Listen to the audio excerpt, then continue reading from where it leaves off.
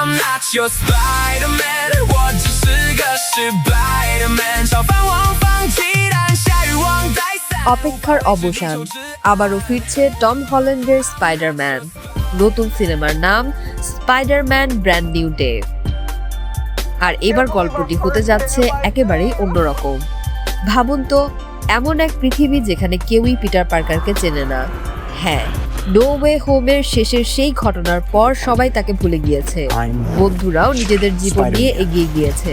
আর Peter, সে একাই লড়ছে, একাই বাঁচছে এবং একাই স্পাইডারম্যান। কিন্তু এই একাকিত্ব ধীরে ধীরে তাকে মানসিকভাবে ভেঙে দিতে শুরু করে। আর ঠিক তখনই আবির্ভাব ঘটে এক নতুন ভয়ঙ্কর খলনায়কের। এবার কি পিটার পারবে সবকিছু একা সামলাতে, নাকি তার জীবনে আবারও আসবে নতুন কোনো চমক? সিনেমাটিতে আবারও টম হল্যান্ডের সঙ্গে ফিরছেন জেন্ডায়া এবং জ্যাকব ব্যাটালন।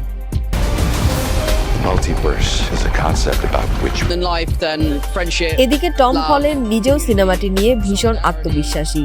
এক সাক্ষাৎকারে তিনি বলেন, যে সিনেমা নিয়ে তিনি সত্যি গর্বিত সেগুলোর প্রচারণা করতে কোনো অভিনয় করতে হয় না, বরং মন থেকে মানুষকে সিনেমা দেখার পরামর্শ দিতে পারেন।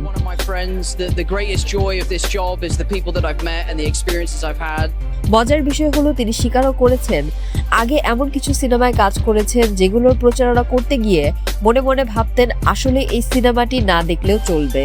তবে কোন সিনেমার কথা বলেছেন সেটি অবশ্য প্রকাশ করেননি। এখন সব নজর স্পাইডারম্যান ব্র্যান্ড নিউ ডে এর দিকে।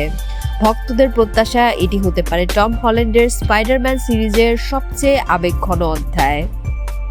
আপনি কি এই সিনেমার জন্য অপেক্ষা করছেন? কমেন্টে জানাতে ভুলবেন না। ভিডিওটি ভালো লাগলে লাইক, শেয়ার এবং সাবস্ক্রাইব করুন চ্যানেল ওয়াশিংটন বাংলা এন্টারটেইনমেন্ট।